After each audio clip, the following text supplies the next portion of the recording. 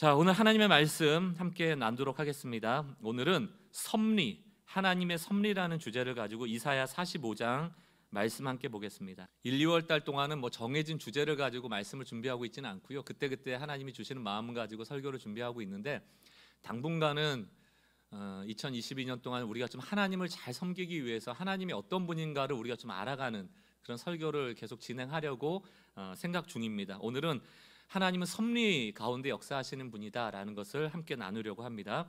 이사야 45장 1절로 3절 한 절씩 교독하고 3절은 같이 읽겠습니다. 제가 먼저 1절 읽습니다.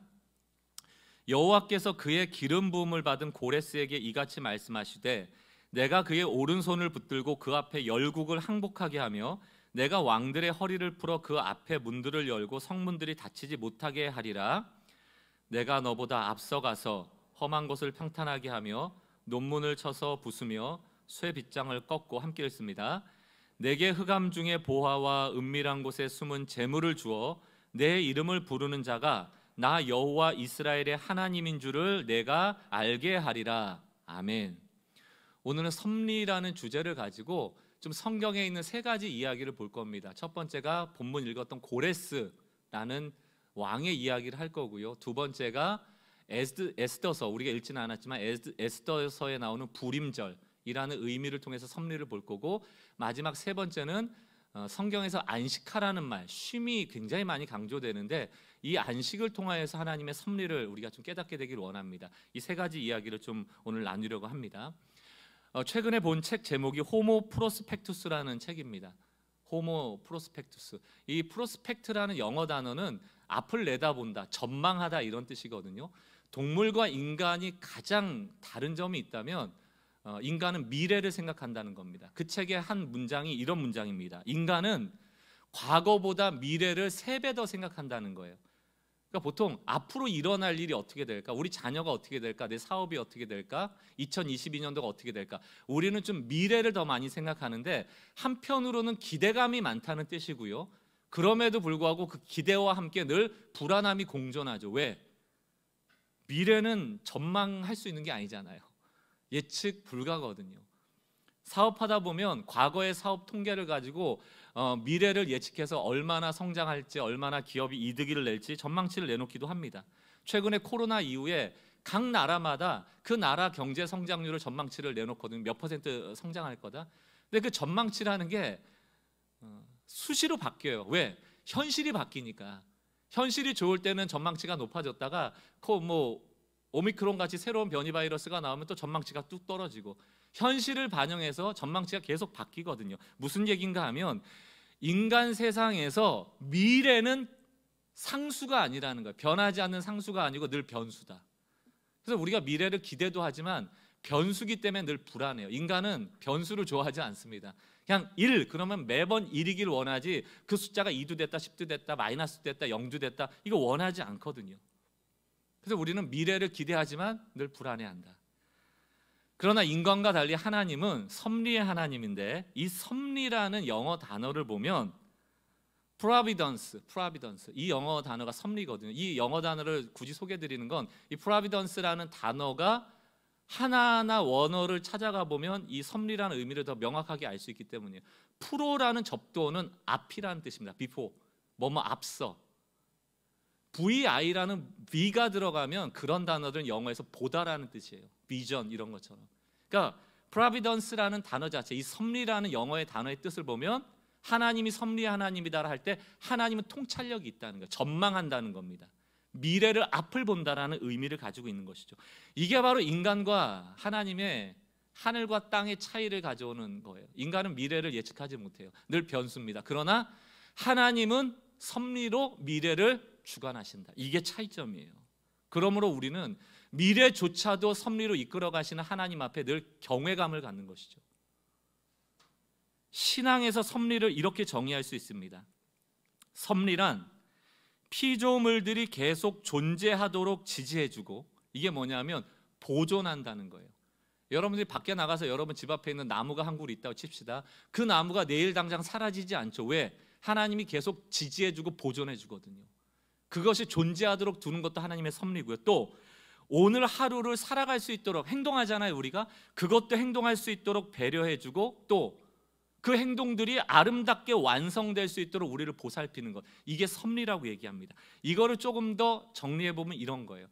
하나님의 섭리라는 것은 이 땅이 존재하는 시작과 존재를 계속 해나갈 수 있도록 하는 과정과 그 존재가 맞춰지는 그 결과까지를 총괄하고 있다.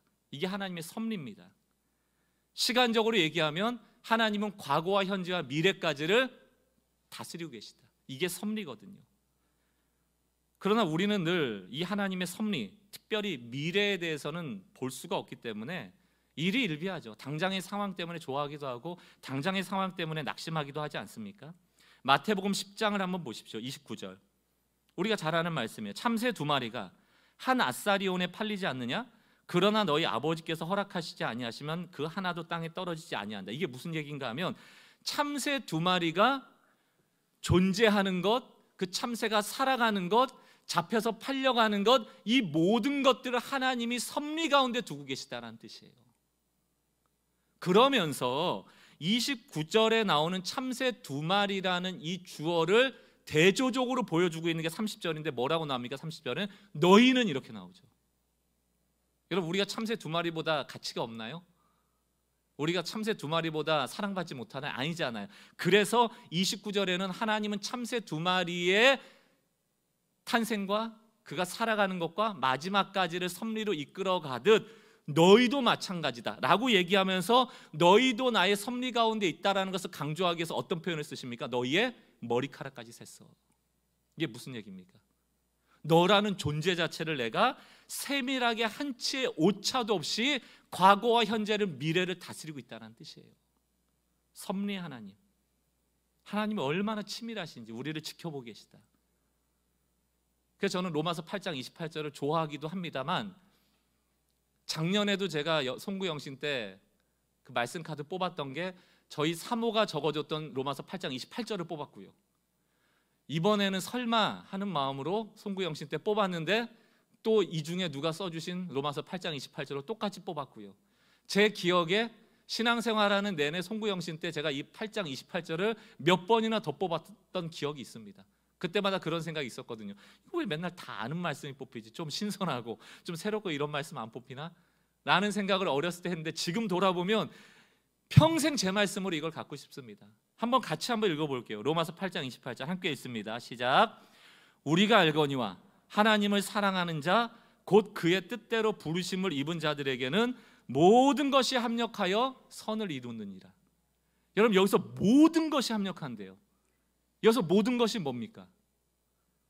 여러분의 상처, 여러분의 두려움, 여러분 지금 현실에 있는 낭망, 힘들었던 일, 좋았던 일, 기억하고 싶은 일, 기억하고 싶지 않은 일, 후회스러운 일, 잘했던 일, 그 모든 것이 하나님의 섭리 안에 있으므로 하나님이 선을 이루시는 도구가 된다는 거예요. 버릴 게 하나 없다.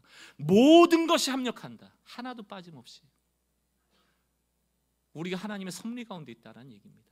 얼마나 감사한 얘기입니까? 우리가 하나님의 섭리를 알 때가 언젠가 하면 현재에서 과거를 돌아볼 때요. 과거 10년의 여러분의 삶을 돌아보고 꼼꼼히 받은 복을 세워보면요, 야, 그때 내가 그 결정하지 않았더라면 이런 게 있을 수 있을까? 아유, 내가 그때 그 결정해서 이렇게 됐지. 그때 그거 아니었으면 어떨 뻔했어? 그제서야 하나님의 섭리가 내 삶을 작동하고 있는 것을 깨닫게 되죠. 근데 문제는 뭔가 하면 우리는 미래에 대해서는 모르거든요. 현재에서 과거를 볼 때는 섭리를 인정하지만 미래에 어떤 일이 있을까? 그 미래를 하나님이 섭리한다라는 것에 대해서는 늘 이해하기가 어려워요. 그래서 여러분, 이런 기도하지 마세요. 하나님의 나를 향한 섭리를 이해하고 싶습니다. 이건 불가능한 일입니다. 우리는 미래의 영역에 대해서는 우리가 볼 수 없거든요. 그래서 하나님의 섭리를 우리는 이해한다라고 표현하지 않고 믿습니다, 이렇게 얘기하는 거예요. 하나님의 섭리를 믿습니다. 여러분, 믿음이 뭐예요? 여러분, 하나님을 믿는다 할 때 그 믿음이 뭘까? 제가 두 단계로 좀 설명을 드릴게요. 여러분이 하나님을 믿는다라는 것은 과거와 현재와 미래의 모든 시간을 섭리로 이끌어 주실 것을 믿는다는 것인데, 이것을 잘라서 보면 이런 뜻이에요. 첫 번째는 하나님, 나는 미래라는 시간을 주관할 수 없습니다. 통치할 수 없습니다. 통제할 수 없습니다. 우리는 늘 유한하며 그 미래를 알지 못해서 불안 가운데 헤매며 사는 존재입니다라고 자기 인식을 하셔야 돼요. 내가 완벽하지 않다. 내가 늘 불안하다. 이 겸손함에 대한 인식이 필요하고, 두 번째, 그러므로 나는 미래라는 시간을 섭리로 인도하시는 하나님을 믿습니다. 믿음은 두 단계예요. 첫 번째, 나는 불안합니다. 그러므로 나는 하나님을 믿습니다. 믿음이라는 것은 어디에서 출발합니까? 내가 모든 것을 다 통제할 수 있다라는 교만을 내려놓는 것으로부터 출발한다. 여러분의 자녀도 마찬가지입니다. 아내, 남편, 관계 속에서 다 마찬가지죠. 내가 모든 것을 통제하려 할 때 그것이 나를 두렵게 하거든요. 과연 이 아이가 내 뜻대로 커줄까? 안 커주죠. 늘 불안하고 늘 속상하고. 맡기셔야 돼요. 자꾸 내가 통제할 수 있다라는 생각을 내려놓는 것부터 믿음이 시작되는 겁니다. 내 자녀를 향한 하나님의 섭리를 인정하게 되거든요. 예수를 잘 믿는다는 게 뭘까? 하나님을 잘 믿는다는 게 뭘까? 그것은 하나님의 섭리를 인정하고 믿는 겁니다. 시작과 과정과 결과를 주관하시는 하나님을 믿는 것. 그러므로 우리가 예수를 잘 믿는다는 것은요, 지금 복 받는 게 아닙니다. 지금 복도 받죠. 그러나 결국 잘 되는 것, 이게 믿음이에요. 결국 잘 되는 것. 합력하여 선을 이룬다는 게 그런 거잖아요. 결국 잘 된다는 것. 어느 찬양의 가사, 우리가 잘 부르는 찬양의 가사를 보면 이런 가사가 있어요. 크신 계획 다 볼 수도 없고, 하나님의 섭리 우리가 다 이해할 수 없다는 거예요. 크신 계획 너무 커서 미래가 포함되어 있어서 나는 다 볼 수 없고, 심지어 현재 내가 작은 고난 가운데 있지만 그럼에도 불구하고 우리가 어떻게 나의 상황을 해석해야 된다? 죽게 묶인 나의 삶, 섭리 안에 있는 나의 삶, 버티고 견디게 하시네. 이게 우리의 신앙의 고백되길 주의 이름으로 축원합니다. 섭리에 대한 믿음과 인내가 부족해지면 일희일비한다. 늘 조금만 잘 되면 교만해지고, 내가 지금 내린 결정이 조금이라도 후회스러운 결정이 있으면 하늘이 무너내린 것처럼, 모든 게 끝난 것처럼 좌절하고. 사랑하는 성도 여러분, 하나님의 섭리를 믿는다면 한 가지 선포하세요. 좌절 금지, 낙심 금지. 예수 믿는 사람한테 좌절이 어디 있고 낙심이 어디 있습니까? 잠깐 실망할 수 있지만 그럼에도 불구하고 참새가 한 아사리온에 팔려가는 것도 하나님의 섭리 가운데 있다면 머리카락까지 세심받은 내 인생이야 왜 섭리해 주시지 않겠는가? 다시 일어서셔야죠. 좌절 금지, 낙심 금지. 오늘 성경의 세 가지 이야기를 통하여서 섭리의 하나님이 나의 하나님이심을 믿는 역사가 있길 주의 이름으로 축원합니다. 첫 번째, 고레스 이야기를 좀 볼 겁니다. 이사야서를 보면요, 뜬금없이 한 인물이 나옵니다. 그게 고레스예요. 고레스는 이스라엘의 왕이 아니고 이스라엘을 속국으로 통치하던 페르시아의 왕이거든요. 적대국의 왕입니다. 그런데 놀랍게 이스라엘의 적대국의 왕이었던 고레스에 대해서 이사야 45장 1절이 뭐라고 말하고 있습니까? 상반절에 여호와께서 그에게 기름을 부으셔서 택하셨다 이렇게 말합니다. 지금까지 기름 부은 왕은 다윗 왕, 솔로몬 왕, 하나님이 이스라엘을 위해서 택했던 왕들인데, 아니 갑자기 왜 이방인의 왕, 이스라엘을 괴롭히는 페르시아의 왕 고레스에게 하나님이 기름을 부으시는가? 이해하기가 어려운 거예요. 게다가 이 고레스 왕에게 막 힘을 줘서 모든 열 왕들이 문을 열고 무장 해제하고 다 속국이 되는 거예요. 강력한 왕권을 갖게 만들어 주시거든요. 누가? 하나님이. 여러분 이거 이해가 되세요? 지금 이사야서는 이스라엘이 심판받아서 바벨론에 포로 간 다음에 하나님이 회복시켜 주실 거야. 그때 메시아 예수 그리스도 같은 왕이 오셔가지고 너희를 해방시켜 줄 거야. 이런 심판과 회복의 메시지가 이사야에 가득 들어있는데, 그 회복을 일으키는 극적인 역할을, 주인공을 누구한테 맡긴다? 고레스한테 맡기는 거예요. 아니 우리 기대는 다윗과 같은 왕이 나오면 얼마나 좋습니까? 이스라엘에 사람이 없어요? 이스라엘 중에 왕을 좀 탄생시키셔가지고 좀 강력한 왕권을 가지고 페르시아도 짓밟고 전쟁으로 승리하고, 그리고 주권국가가 되면 얼마나 좋습니까? 근데 하나님은 다윗과 같은 자를 이스라엘에서 세우는 게 아니고 누굴 세워요? 페르시아의 왕 고레스를 세우는 거예요. 우리는 이런 상황이 오면 기분이 나빠요. 아, 저 인간 왕 되면 안 되는데, 망했네. 저 나쁜 놈인데, 저 몹쓸 놈인데. 고레스가 왕이 됐다는 소리를 듣는 순간 우리는 그 미래가 망했다라고 결론 내리거든요. 좀 더 실감나게 예를 들어 드릴까요? 우리나라가 지금 대선을 앞두고 있습니다. 정치적 얘기를 하려는 게 아니에요. 누구 뽑으라는 얘기가 나오면 여러분 그건 걷어내고 들으세요. 제가 그 얘기를 하려는 의도가 아니니까.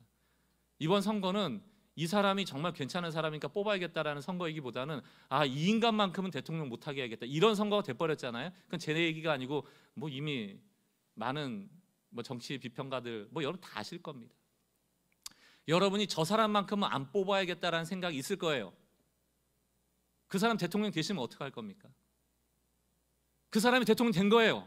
그 얘기와 같은 거예요. 지금 고레스가 왕이 됐다는 얘기가.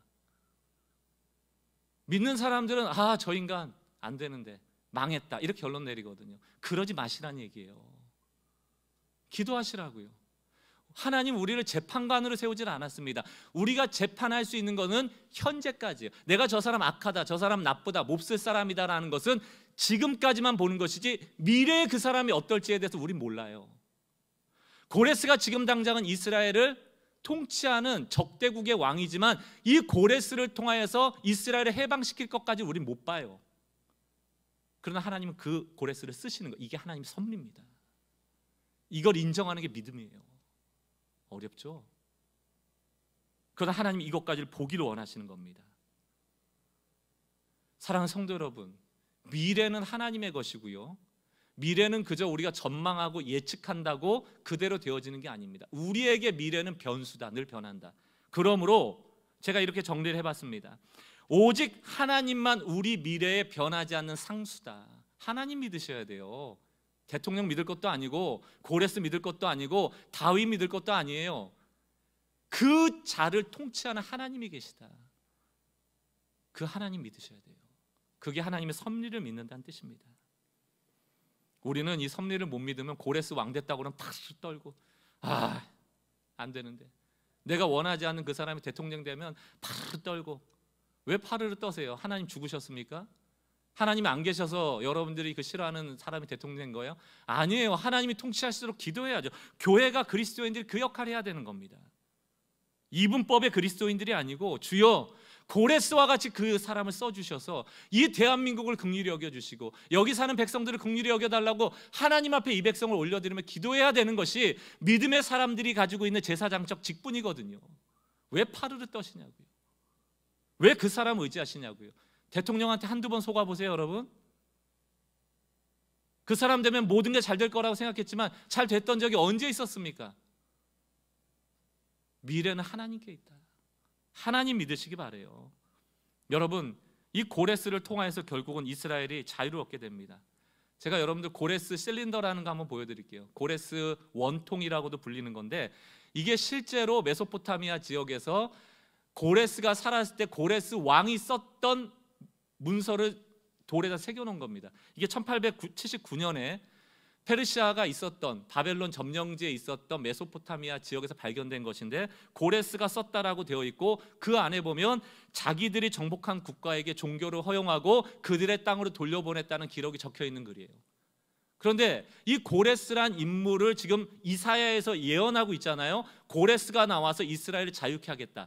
고레스가 태어나기 150년 전에 예언을 한 거예요. 지금 이사야가. 고레스가 없는 겁니다. 이게 역사적 사실이라고요. 하나님은 역사를 통해서 일하고 계시다. 150년 전에 이사야를 통하여서 예언하시고 150년 후에 고레스를 통하여 역사적으로 이스라엘을 회복시키시는 거예요. 역사가 누구 가운데 있다? 하나님의 섭리 가운데 있다. 과거와 현재와 미래가 하나님의 섭리 가운데 있다. 그러면 왜 고레스를 세우셨는가? 4절을 보면 그 목적이 드디어 밝혀집니다. 이사야 45장 4절. 내가 너를 지명하여 부른 것은, 고레스한테 하는 얘기예요. 지금 고레스는 없죠. 150년 후에 고레스한테 하는 얘기예요. 내가 너를 지명하여 부른 것은 나의 종 야곱 내가 택한 이스라엘을 도우려 함이었더라. 여러분들이 그 꼴 보기 싫은 대통령, 절대로 뽑히면 안 되는 대통령도 하나님이 들어 쓰시면 이 나라를 위하여 쓰임받는 종이 될 수 있다는 걸 믿는 게 믿음이에요. 그게 믿음입니다. 고레스의 영광을 위한 게 아니에요. 심지어 그 뒤에 볼까요? 너는 비록 나를 알지 못하나. 하나님 모르는 왕이에요, 고레스. 그러나 내가 너에게 영예로운 이름을 준 까닭이 여기 있다. 너를 영화롭게 하려는 게 아니야. 너 잘 나가게 하려는 게 아니야. 너 페르시아를 영원히 있게 하려는 게 아니야. 이스라엘을 해방시키는 데 너를 도구로 쓸 거야. 대통령은, 때로 한 교회 담임 목사는 하나님이 쓰시는 마른 막대기입니다. 누구한테 기도해야 돼요? 하나님께 기도해야 된다. 그분이 섭리로 통치해 나가시니까 저는 우리 인생에 변하지 않는 하나님의 사랑에 근거하여 이 땅을 통치하고 계시고 역사를 주관하시는 그 섭리의 하나님을 믿으시는 주의 백성들 되시길 주의 이름으로 축원합니다. 이 고레스를 통하여서 섭리를 배워야 돼요. 두 번째는 이 섭리를 배울 수 있는 성경의 중요한 본문이 에스더서입니다. 에스더는 여자 주인공인 책이에요. 여왕이죠. 왕비였던 에스더. 그 에스더서에 보면 부림절이라는 절기가 나옵니다. 이 부림이라는 거 한문으로 부림이 아니고 PUR, 푸르. 이 푸르라는 단어를 그대로 가져와서 발음한 거예요. 그러니까 푸림절입니다. 푸림절. 이 푸림이라는 게 제비를 뽑다는 얘기거든요. 그 부림절에 대한 얘기가 나오는데 한번 에스더서 3장 6절을 볼게요. 그들이 모르드게의 민족을 하만에게 알림으로 하만이 모르드게만 죽이는 것이 부족하다고 생각하고 아하수에로의 온 나라에 있는 유다인 곧 모르드게의 민족을 다 멸하고자 하더라. 이게 무슨 얘기인 거 하니? 하만이라는 사람이 있었습니다. 이 당시가 페르시아의 아하수에로 왕이 통치하던 시절인데 그 아하수에로 왕의 고위 공직자가 하만이었어요. 근데 이 하만한테 다른 사람들은 다 인사하고 꾸벅꾸벅 절하고 하는데 이 유대인 모르드게라는 사람이 하만한테 인사를 안 한 겁니다. 찍힌 거예요. 하만이 뿔딱지가 난 거예요. 내가 저 모르드게 죽여버려야지. 근데 저 모르드게 한 사람 죽여가지고는 분이 안 풀려요. 어떤 생각을 갖는가? 저 모르드게 민족, 이스라엘 민족을 싹 다 멸절해버리자, 이런 계획을 합니다. 화가 나서. 그리고 나서 7절 말씀을 보세요. 아하수에로 왕 제12년 첫째 달 곧 니산월에 무리가 하만 앞에서 날과 달에 대하여 부르 PUR, 푸르 곧 제비를 뽑아, 이게 부르라는 게 제비 뽑다라는 뜻이에요. 그래서 부림절입니다. 제비 뽑은 날 12째 달 곧 아다로를 얻은지라. 모르드게만 죽이는 게 아니고 모르드게의 민족 유다 백성, 이스라엘 백성을 싹 다 멸절하는 날을 제비 뽑아서 정한 겁니다. 그게 뽑힌 달이 언제예요? 아달월. 이날 13일에 이스라엘의 모든 민족을 죽이기로 작정을 한 거예요. 제비를 뽑은 겁니다. 얼마나 주술적인 거예요. 그런데 하나님이 이 제비를 뽑아 정한 날에 개입해 들어가세요. 에스더 3장에서는 하만이 모르드게와 그 민족을 죽이려고 했지만 에스더서 9장 22절을 보니까 뭐라고 선언되어 있는가? 그날에, 이게 언제입니까? 제비 뽑아 정한 날. 어찌 보면 유대 민족의 초상날이에요. 그날에 유다 사람이 원수들의 손에서 벗어났으며 하만의 손에서 벗어났으며 그날에 유다 사람의 슬픔이 기쁨으로 바뀌었고 초상날이 잔칫날로 바뀌었으므로 모르드게는 그 이틀 동안 잔치를 벌이면서 기뻐하는 명절로 정하고 서로 음식을 나눠 먹고 가난한 사람들에게 선물을 주는 날로 지키도록 지시하였다. 지금도 유대인들은, 이스라엘 백성들은 푸림절을 지킵니다. 축제예요. 가난한 사람들을 구제하고 막 유대인의 할로윈이다 할 정도로 엄청난 축제입니다. 부림절. 얼마나 기쁘겠어요. 온 민족이 멸절당할 날 하나님이 그 제비 뽑은 날에 개입하셔서 초상날을 잔칫날로 바꿔주시고 장례식의 슬픔을 살아난 기쁨의 날로 바꿔준 게 부림절이거든요. 제비 뽑은 날. 그럼 제비라는 게 뭐예요? 제비 왜 뽑습니까? 우리도 가끔 놀이하잖아요. 사다리 타기. 야, 과자 누가 사올래? 5,000원 내기, 2,000원 낼 사람 사다리 다 이름 적어가지고 사다리 타는 거, 이게 제비잖아요. 제비는 언제 뽑습니까? 미래를 보는 거잖아요. 누가 뽑힐지, 뭐가 뽑힐지 모를 때 제비를 던지는 거잖아요. 다시 말하면 미래의 영역이거든요.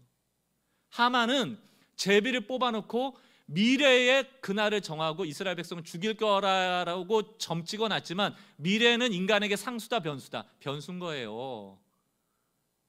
하만이 제비를 뽑아놨지만 본인은 그날에 확정했지만 인간의 미래는 변수다. 하만의 미래는 변수다. 하나님이 개입하셔서 그 변수를 상수로 바꿔버리는 겁니다. 어떻게?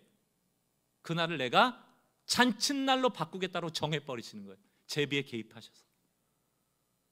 그게 부림절이에요. 사랑하는 성도 여러분, 우리는 제비 뽑아야 될 날이 많습니다. 미래를 예측하고 전망해야 될 때가 너무너무 많아요. 그러나 우리는 늘 불안하죠. 왜? 변수니까. 그 제비를 뽑는 것을 하나님께 맡기는 믿음이 필요하다니까요. 그래서 그때 비로소 우리의 삶도 불안이 안심이 되어지고 두려움이 용기가 되어지는 역사가 일어나는 겁니다. 하나님을 신뢰하라는 거, 제비를 뽑을 때. 그래서 사실 성경에 보면 생각보다 하나님이 제비 뽑으라는 게 굉장히 많습니다. 특별히 12지파가 가나안에서 땅 분배할 때 다 제비 뽑아서 했어요. 민수기 26장을 보십시오. 55절. 오직 그 땅을 제비 뽑아 나누어 그들의 조상 지파의 이름을 따라 얻게 할지니라. 56절. 그 다소를 막론하고. 인구가 몇 명인지 중요하지 않아요. 사람이 많으면 큰 땅 얻고 사람이 작으면 작은 땅 얻고. 아니에요. 제비 뽑으라는 거예요. 왜 이런 명령을 하셨을까요? 땅은 영원히 하나님의 것이므로 누구도 소유하지 못하게 하고 그 영원히 존재할 그 땅의 주인이 나눠주시는 거예요. 그걸 인정하는 거예요. 그게 제비뽑기거든요. 저는 교회 안에도 어느 정도는 제비뽑기가 있었으면 좋겠어요. 그러나 우리는 이 민수기나 레위기나 사사기가 쓰여졌을 때, 여호수아가 쓰여졌을 때처럼 하나님의 직접 통치를 받는 때가 아니고 복음을 통해서 이미 완전한 계시를 받고 살아가는 때이기 때문에 하나님이 이렇게 제비 뽑아서 우리를 통치해 나가신다라고는 현대에서는 해석하지는 않습니다. 그럼에도 불구하고 자격을 갖춘 사람들끼리 누가 좀 이 일을 감당할까 할 때는 한번 제비 뽑아서 하고도 싶어요. 하나님을 신뢰하는 마음을 가지고 그만한 자격을 좀 다 갖출 수 있는 사람들이 있으면 좋겠다는 생각도 간혹 해봅니다. 하나님을 믿는 믿음 안에서 말이죠. 왜? 제비라는 게 미래의 영역이고 그 미래의 영역은 하나님의 것이라면 하나님께 한번 맡겨보는 것도 신앙의 표현 아니겠나, 그런 생각도 가져봐요. 그러나 막 이 중에 제비 뽑아서 집사 될 사람 한번 제비 뽑아봅시다, 뭐 권사 될 사람 제비 뽑아봅시다, 장로 될 사람 제비 뽑아봅시다, 이것은 성경적이진 않습니다. 왜? 이미 이제 신약 시대로 넘어오면서는 집사나 또 감독이나 장로나 이런 일꾼들을 뽑을 때는 복음에 근거하여서 하나님의 뜻에 맞고 하나님의 뜻대로 사는 사람을 뽑도록 이미 규정하고 있기 때문에 그 규정에 따라 뽑을 수 있는 것이죠. 이해가 되세요? 그래서 이 제비라는 것이 미래의 영역이고 사람이 아무리 정해놓아도 그것은 변수다. 하나님이 개입하시면 상수가 된다. 그러므로 우리 미래를 하나님께 맡겨야 된다는 얘기를 하는 거예요. 여러분 잘 아시는 잠언 16장은 우리가 늘 신년마다 외우는 말씀이 가득히 들어 있습니다. 특별히 3절 말씀 보세요. 너의 행사를 여호와께 맡겨라. 그리하면 내가 경영하는 것이 이루어지리라. 행사, 경영 다 미래의 일이잖아요. 맡기라는 거예요. 잠언 16장 9절. 사람이 마음으로 자기의 길을 계획할지라도 미래잖아요. 다 맡기라는 거예요. 잠언 16장이 하나님께 우리의 경영과 행사와 자기의 길을 계획하는 것과 앞으로 나갈 길을 다 맡기라는 얘기를 하면서 16장 33절 마지막 구절에 뭐라고 얘기하고 있는가? 같이 한번 읽어봅시다. 잠언 16장 33절 결론입니다. 시작. 제비는 사람이 뽑으나 모든 일을 작정하기는 여호와께 있다. 결론이에요.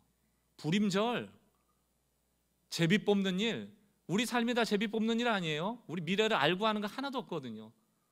그러나 그 미래, 우리가 제비 뽑듯이 계획을 하고 경영을 하고 행사를 하지만 모든 일을 결정하고 작정하고 결론 내려주시는 이는 하나님이시다. 이게 뭡니까? 내 모든 삶에 섭리로 역사하시는 하나님을 신뢰하라는 얘기예요. 사랑하는 성도 여러분, 불임절을 기억하시면서 여러분의 삶의 미래를 주께 맡길 때 초상날이 잔칫날이 되어지고 우리의 슬픔의 날이 기쁨의 날로 변해지는 하나님이 정하신 선한 결과를 경험하는 주의 백성들 되시길 주의 이름으로 축원합니다. 마지막 세 번째 안식에 대한 얘기를 가지고 섭리를 좀 설명하고자 합니다. 우리는 교회가 지금 몇 년 차 되셨는지 아시나요? 7년 차입니다. 7년 차. 7년 차 되면은 담임 목사는 좀 쉬어야 돼요. 안식년. 근데 저는 안식년하고는 별로 연이 없습니다. 대학 교수할 때도 10년 이상 대학 교수 생활을 했지만 학교 상황상 7년 차에 안식학기를 갖지 못하고 학교를 그만두고 목회지로 나왔고요. 분당우리교회에서 사역할 때도 11년 동안 사역했지만 풀타임으로 사역한 기간이 좀 모자라서 안식년을 못 누렸고요. 개척하고 나면 이제 7년째 안식년 좀 갖고 좀 쉬어야겠다라고 했더니만 예상하지 못했던 코로나를 맞게 됐고 2년 동안 쉬었나요? 성도들 생각에 쉬었다라고 생각하셨을 것 같아요. 그래서 7년 차가 됐음에도 불구하고 감히 안식년을 갖지 못하는 상황이 됐습니다. 제 인생에 안식년은 없는 것인지 그렇습니다. 원고에 없는 얘기를 지금 하고 있는 건데, 이 설교를 듣고 목사님 안식년이 너무 중요하네요, 꼭 하셔야 됩니다, 이런 메일이 쏟아져 오는 한 주가 되기를 기대해 봅니다. 일부 예배 때 10명만 그런 메일 오면 제가 안식년 가질게요 했더니 한 명은 확보됐어요. 사무실에 와가지고 저는 한 표 지지합니다 이러고 가신 분이 계시기 때문에 이제 9명 필요합니다. 다 농담이고요. 안식년 계획 없고 오히려 저희 부교육자들도 똑같이 7년 저하고 함께 달려온 교육자들이 많습니다. 좀 좋은 펜션이나 무슨 콘도 회원권 같은 거 있으시면 저희 부교육자들 좀 쉴 수 있게 좀 내놓으시면 좋을 것 같아요. 날짜 정해드리면 3박 4일도 좋고 일주일도 좋고 가족들 좀 같이 갈 수 있도록 용돈도 좀 주시고요. 저는 정말 필요 없습니다. 뭐 쉴 이유도 없고 별로 피곤하지도 않아요. 그냥 달려가면 되는 거고요. 하나님 때 되시면 또 쉴 시간도 주겠죠. 그럼에도 불구하고 안식이 중요한 이유는 말씀을 드릴 거예요. 그러니까 이거를 저 목사님이 결국 안식년을 확보받으려고 이런 설교를 하는구나.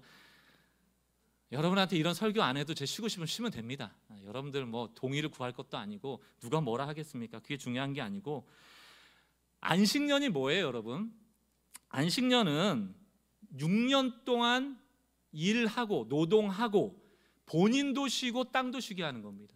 7년째가 되면 본인의 노동력도 쉬고 땅도 쉬게 하는 거예요. 그래서 논밭의 곡식이나 포도원의 열매도 7년 차에는 다 두는 거예요. 다시 말하면 6년째까지 농사를 졌을 거 아니에요?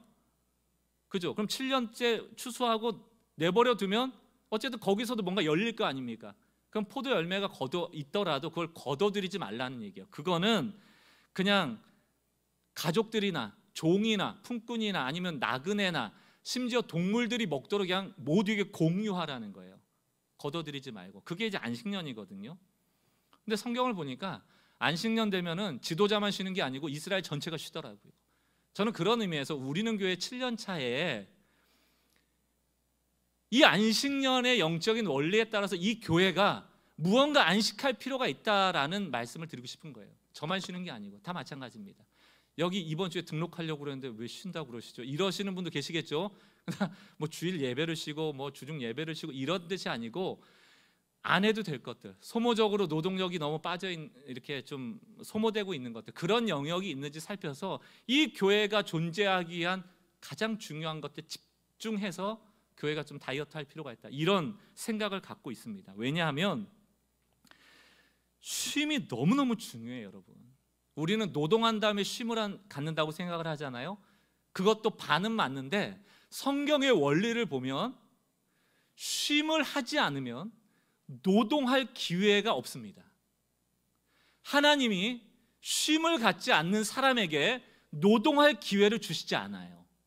이게 성경적 원리예요. 여러분들이 안식일을 지키지 않잖아요. 주일에 하나님 앞에 전심으로 쉬지 않잖아요. 문제가 생깁니다. 안식이 훨씬 중요해요. 여러분들 성경을 쭉 제가 다 인용을 못 해드리지만 역대기의 말씀을 보면 왜 이스라엘 백성이 70년 동안 바벨론의 포로를 갔는지에 대해서 해석해 주잖아요. 그 해석 중에 하나가 뭡니까? 이스라엘 백성이 바알과 아세라라는 노동과 풍요라는 문화 속에서 한 번도 안식년을 지키지 않았던 490년의 시간을 하나님이 다 계수해서 70년 동안 그 땅을 쉬게 해주는 거예요. 이스라엘에. 그 땅을 쉬게 하려고 이스라엘 백성을 이주시켜 버리는 겁니다. 하나님 이런 하나님이에요. 안식하지 않잖아요. 땅을 쉬게 하지 않잖아요. 쉼을 갖지 않잖아요. 노동하지 못하도록 그 땅을 쉬도록 강제적으로 말씀하십니다.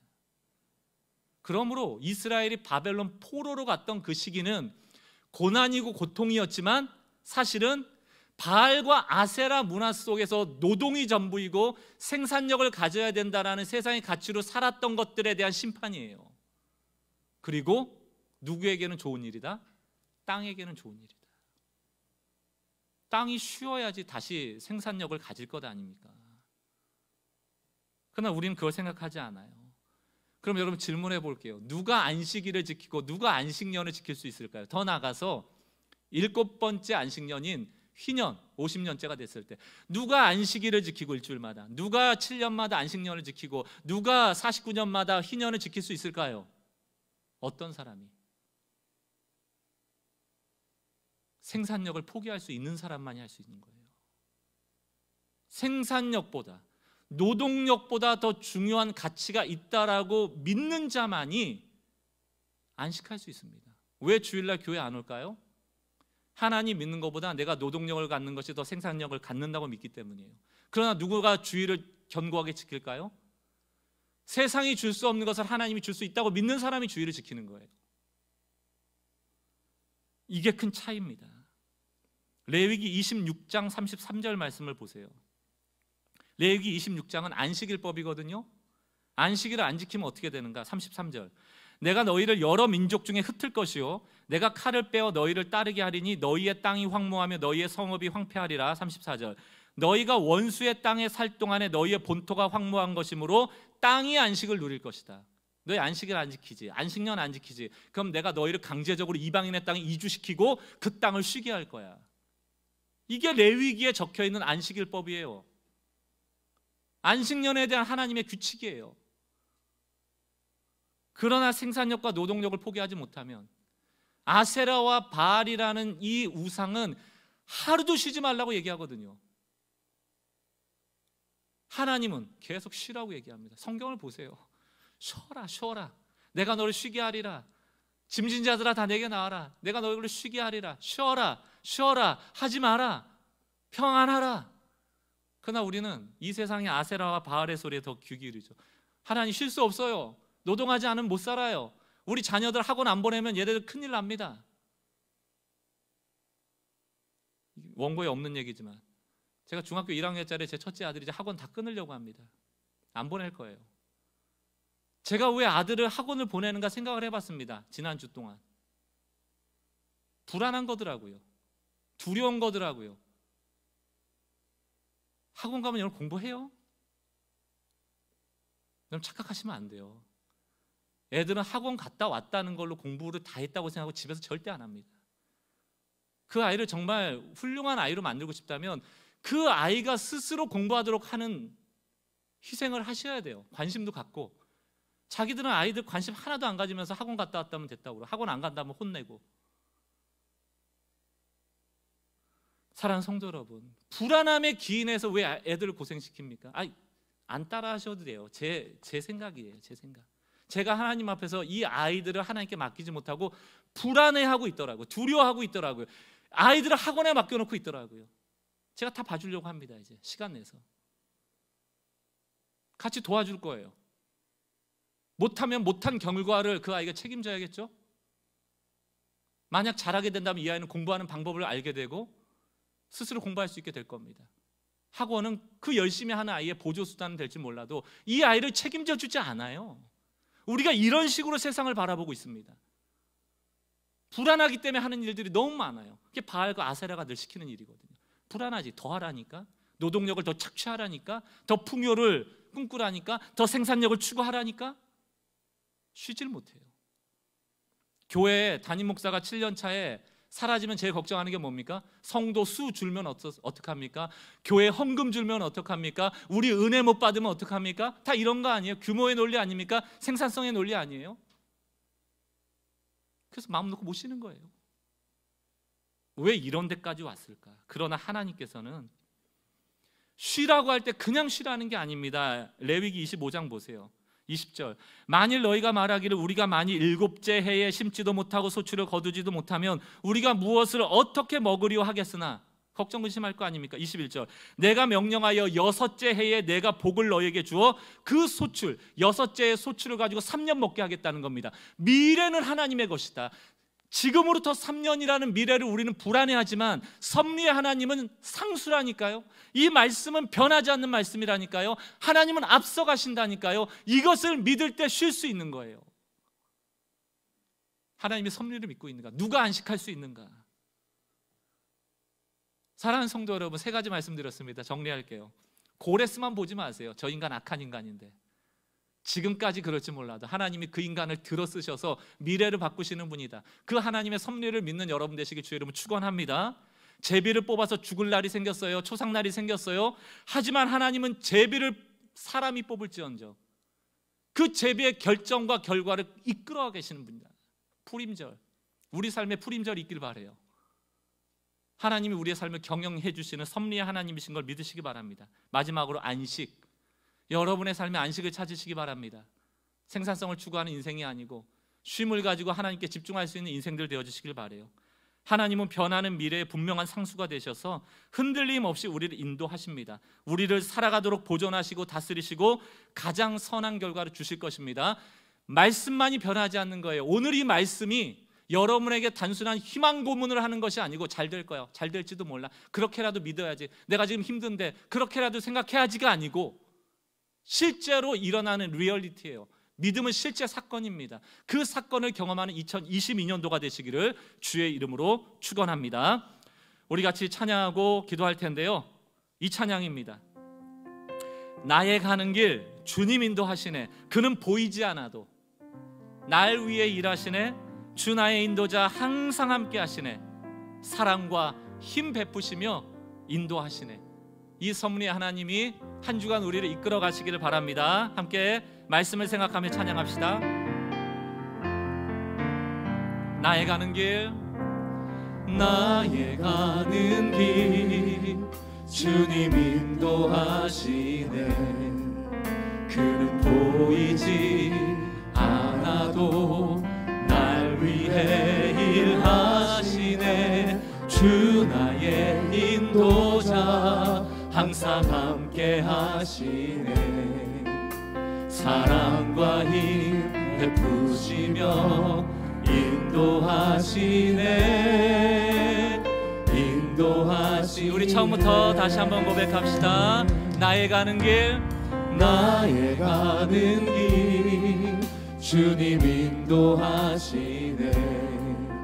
그는 보이지 않아도 날 위해 일하시네. 주 나의 인도자 항상 함께 하시네. 사랑과 힘 베푸시며 인도하시네. 인도하시네. 광야에 길을 만드시고 날 인도해. 사막에 강 만드신 것 보라.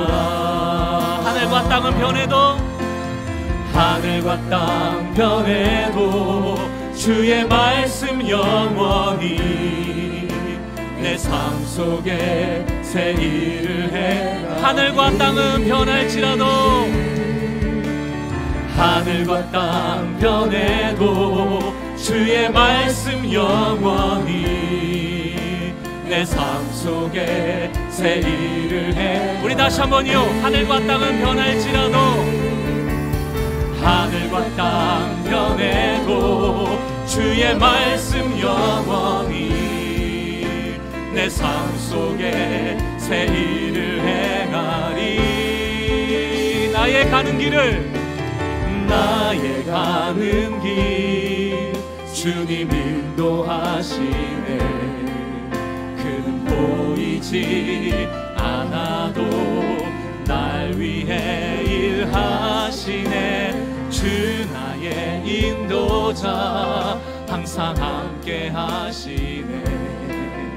사랑과 힘 베푸시며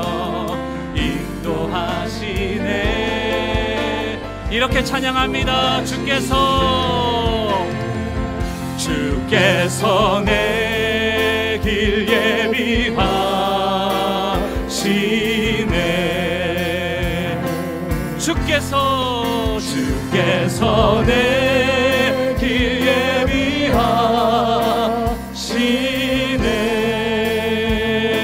예비하시네. 이제 하루하루를 주를 위해 살리라. 주께서 내 길 예비하시네. 나 이제 주를 따라가겠습니다. 나 이제 이제 주를 따라가려네.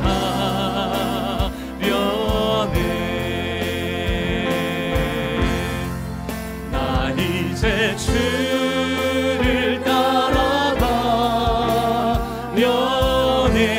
바알과 아세라의 길을 떠나서 세상 죄를 버리고 생명길을 찾았네.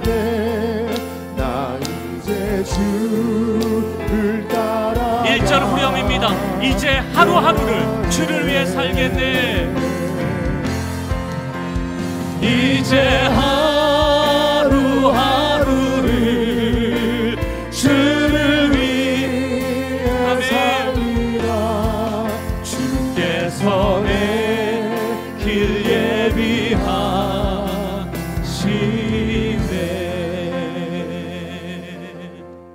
아멘. 오늘 두 눈을 감고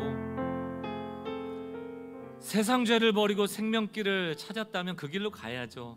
바알과 아세라가 얘기하는 더 풍요로워져야 돼, 더 생산력을 가져야 돼, 그렇게 쉴 수 없어, 넌 더 노동해야 돼, 또 많은 사람의 노동력을 착취해야 돼, 이러면 절대 안식 못합니다. 안식하지 못하는 이유는 앞서가신 하나님을 믿지 못하기 때문이에요. 3년치 주실 것을 믿지 못하기 때문이에요. 우리가 왜 불안해하며 살까요? 왜 우리가 하나님의 섭리 가운데 있음을 겸손하게 인정하고 그분을 믿는 믿음의 결핍 가운데 살아갈까요? 우리가 왜 우리 미래를 자꾸 통제하려고 할까요? 다 내려놓고 우리의 미래는 변수다, 하만이 날짜 정해놓으면 그날은 죽을 날인 거예요. 그러나 하나님은 그 미래라는 상징 단어 제비를 통하여서도 선한 결정을 내리시는 분이다. 바꾸시는 분이다. 초상집이 잔치집이 되고 슬픔이 기쁨이 되는 이 사건이 섭리 하나님을 믿을 때 일어나는 일 아닙니까? 오늘 말씀을 정리하면서 하나님 나에게 주시는 이 메시지가 뭡니까? 또 그 메시지를 결단하며 주님의 임재 아래서 좀 머물러지는 시간을 갖겠습니다. 조용히 주의 말씀을 정리하며 묵상하며 기도합시다.